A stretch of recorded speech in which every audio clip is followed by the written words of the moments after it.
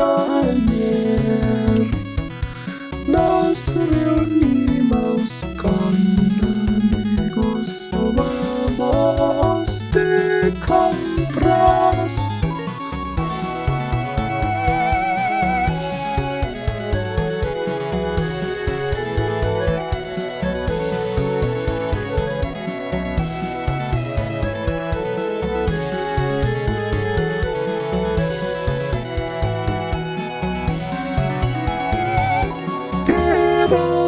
Entonces una mano enemigo nos amenaza.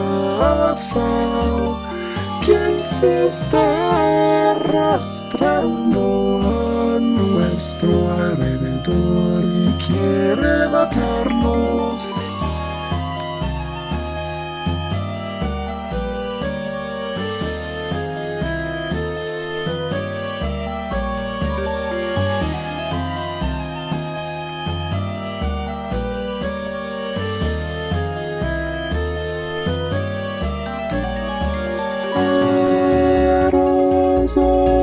Es nuestra mayor enemigo.